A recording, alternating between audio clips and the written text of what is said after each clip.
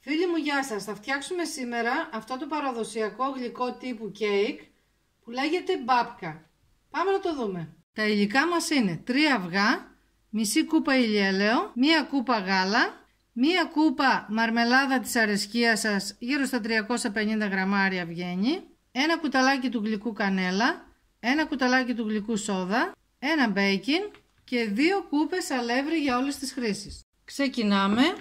Δεν έχει σημασία η σειρά. Χτυπάμε όλα μαζί. Γάλα, ηλιέλαιο, σόδα, κανέλα, μπέικιν, μαρμελάδα. Θα χτυπήσουμε και μετά προσθέτουμε το αλεύρι. Τώρα ρίχνουμε το αλεύρι και χτυπάμε. Παίρνουμε ένα ταψάκι 30x20 και ρίχνουμε το μείγμα. Έτοιμο. Τώρα που ψήνουμε?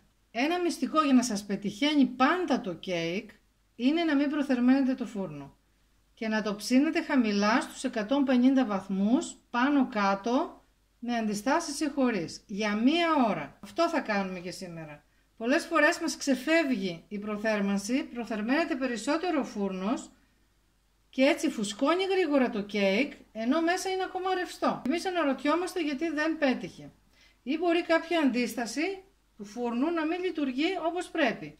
Με αυτόν τον τρόπο το κέικ φουσκώνει σιγά σιγά ομοιόμορφα και η επιτυχία είναι σίγουρη 100%. Πάμε λοιπόν να το ψήσουμε όπως είπαμε. Έτοιμο, το ψήσαμε όπως είπαμε, το αφήσαμε να κρυώσει και για να δούμε.